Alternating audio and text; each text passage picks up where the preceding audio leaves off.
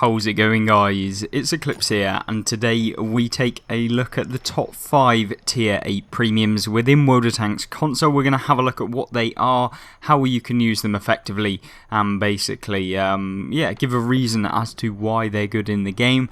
We're also going to highlight the key factors of how you should actually use them to the best of its ability and why each tank is specifically good and why you'd want to pick up all 5 for the various different reasons within this video. So first things first, we will get straight into the video right now. The first premium tank is of course the pretty overpowered, if I'm not going to lie, the Scorpion G. This is a tier 8 German tank destroyer that features this 490 alpha damage from the 12.8cm Canona 43 L55 gun. It has 0.27 accuracy when we whack on pretty much just the commander perks to be able to increase it. The perks are steady aim, of course, and also some of the basic kind of skills to increase that. But the standard accuracy is perfect, to be honest with you, within this tank. You could, for example, improve that using a couple of other commander perks, but to be honest, it's not really necessary. And this one has 490 alpha damage, really good accuracy, really good vision range, and also pretty decent still concealment, which allows you to actually perform really well in game. Of course, you can increase the still concealment using concealment, which is just camouflage, where if you had it on, you can basically reduce the concealment of the tank. Now, how do you want to set it up? Well, basically, advanced loader, advanced optics, and advanced concealment will basically be your optimal setup in this tank. You're going to be able to outspot opponents, get assistance damage, whilst also maintaining the DPM enough to be able to out-trade your opponents that you're coming up against.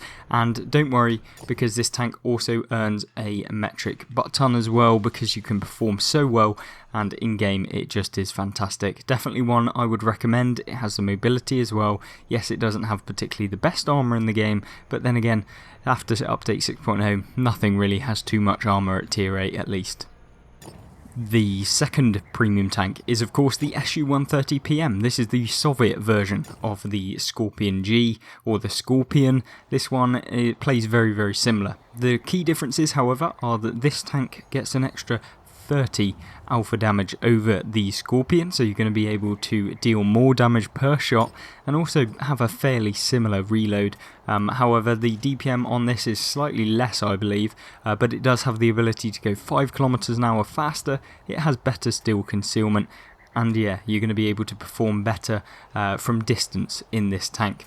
In terms of the accuracy, well, you have fairly decent accuracy, I guess, but even then, 0.37 accuracy. However, I don't know that I have a commander in it, so we'll whack in a commander, see what the accuracy increases can be when you actually pop in a commander.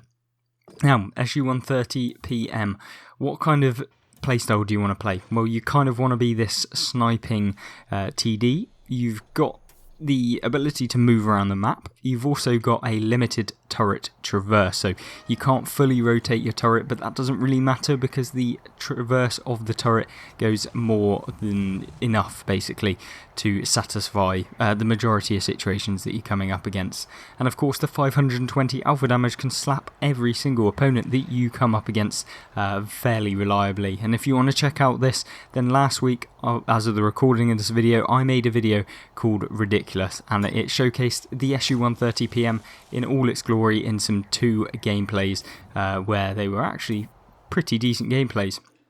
Of course, when you're min-maxing this tank, you want to basically use it as a traditional kind of sniping tank to begin with, then progress using your mobility towards the middle and later half of the game into your opponents, and then you can put pressure on them and also use the hit points that you've saved up, because yes, it doesn't get the most hit points at tier 8 with 1100, but then again, you know, if you've conserved enough hit points to the later half of the game from the beginning, then yeah, you'll be able to pump out your 520 alpha damage to pretty much shut down the low health tanks within the game at the end. So fantastic tank, definitely one I would recommend, and of course we'll move on now. Then of course it wouldn't be a top 5 premium tanks at tier 8 unless we of course featured the Dragon. Now this is a console exclusive tank, it's not available on World of Tanks PC, at least I don't believe so. I think the PC version got the Dragon Lance and C, or just the Lance and C even, not the Dragon. This one features a Hesh rounds which allow you to actually increase the alpha damage of the tank up to 480, but you sacrifice a little bit of penetration at tier 8. Now that's not really a problem considering you still have 210mm of penetration with the Dragon, which allow you to deal 480 damage super quickly. One thing I do want to note about this tank, however, is that you do have to have gun stabilizer, because if you do not, the accuracy on the move is awful. The dispersion on the move is terrible, and having the stabilizer basically nullifies that, and so it becomes one of the more accurate medium tanks within this tier, and certainly this thing dishes out a ridiculous, and I mean a ridiculous amount of damage. Advanced optics allow you to spot opponents, and also the concealment. Yes, you can swap it out for DPM in the advanced loader, but for me personally, the DPM on this tank is absolutely fine, and I'd rather have that situation to get some more spotting damage to be able to grind towards that 4th mark, and maybe, just maybe, I will go for the 4th mark or 100% in this tank. This is just fantastic, and for those of you who picked it up, maybe you don't understand how good this tank is, then yeah, definitely give it a go, try it out again, and you will not be disappointed whatsoever. As far as commander perks, of course you just basically want to put in any of your accuracy ones, you also want to put in the DPM ones, and also any of the view range to boost up this tank to unbelievable levels.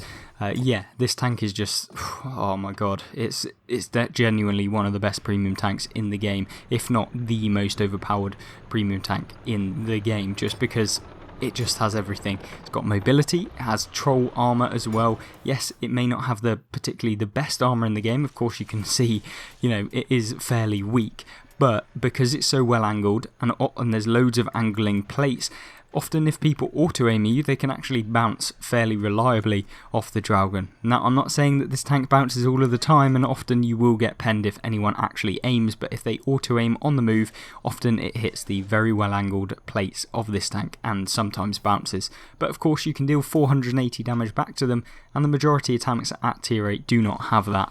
Even tank destroyers don't even really have that in the game. So there you go, tank is absolutely fantastic, and one I would 100% recommend, and it earns a butt ton of silver as well. The 4th tank on our list is of course the Ragnarok T-34-100.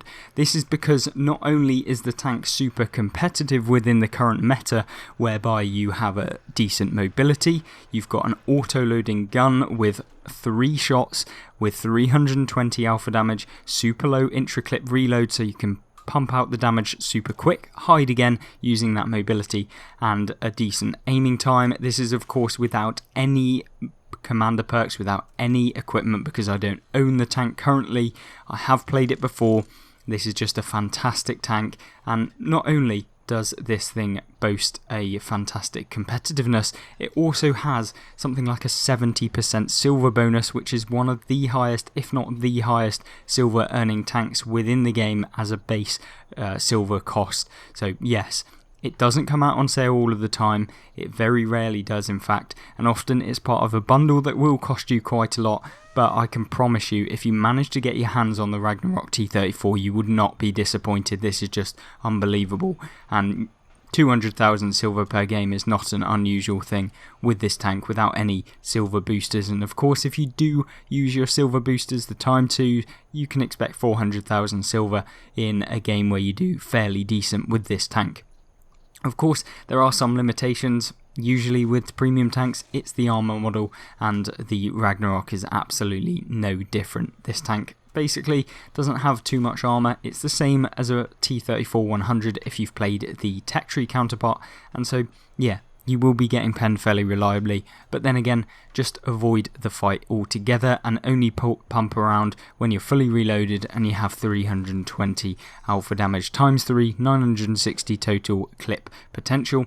And so yeah, at tier 8 you can pump 960 damage into any opponent that you come up against, and often 205mm of standard pen is usually enough if you get the side, and if you need the premium penetration of 240, then you can do. So this tank, fantastic, definitely one I would recommend if you manage to get it up in a bundle or on its own, depending on whether Wargaming feel like doing that or not. And then the final tank on my list, at least, is the Barrasque, the Chatillon Barrasque, the tier 8 French medium auto-loading kind of light medium tank. It's not really a medium, it's more of a light tank, to be honest, and with a max speed of 62 kilometers an hour without any of the speed boost equipment, which you could put on this tank, it would actually be beneficial, I guess, but you will 100% need the gun stabilizer to increase the accuracy because it isn't the best on this tank. I do have the gun stabilizer and it's still 0.42. Of course, we don't have a commander, so we will put in a 9 skill commander. I know a lot of you don't have that. But what it does do is show you the min-max of the tank. Now, starting off, this tank is amazing. It really is amazing. You've got really good vision, 454 meters view range with advanced optics, and also the view range perk, which I will have on my commander here, in the form of situational awareness to increase the maximum view range by 6%. So this tank becomes unbelievably good at spotting opponents, and of course I don't even have advanced concealment, and my still concealment is still 298 meters, which is fantastic. Of course, this does have 720 total clip potential. It does have a super long reload, so let's not beat around the bush. It doesn't have the best DPM in the game, and the aim time and accuracy aren't fantastic, but if you manage to put it in the right situation and you manage to get it in the position where you're going to be able to deal damage consistently, make sure that you position yourself so you are effectively maximizing your DPM, so that as soon as you are reloaded you can unload your 2 shots within the clip, which of course takes 2 seconds to unload both shots, 720 alpha damage, and then you can basically leave using the mobility of the tank. It's like a double pump. You just go in 1, 2, left, right, good night. This tank is amazing. If we want to look at the statistics of the vehicle, I think it is one of my best premium tanks in terms of the statistics on the vehicle. And of course, I think it earns a ton of money as well if you play it correctly. And of course, if you pick a tank that is particularly better than a lot of the other premium tanks within the game, then yeah, of course you're going to be earning more silver. If you pick a terrible tier 8 premium, you're not going to be doing as well, and therefore you aren't going to be earning as much money. But here you go, 83% win rate in 79 battles, 2,823 average damage per game, 81% hit ratio. Yeah, definitely played some decent games within this, getting up to that 83% win rate overall and in 79 battles. So there we go, the Chatillon Barrasque is the final one on this list. Thank you very much for watching. I hope you did enjoy this one and you found the top 5 premium tanks for World of Tanks interesting, and if you want to check out more top 5 World of Tanks guides and gameplay and stuff like that, then of course it will be on screen right now, and you can always check out the playlist on the channel that will be linked in the playlist description, and of course if you want to subscribe and you aren't already, then please do that. Thank you very much for watching, thank you very much to all of the channel members, and I hope to see you in the next video. Goodbye.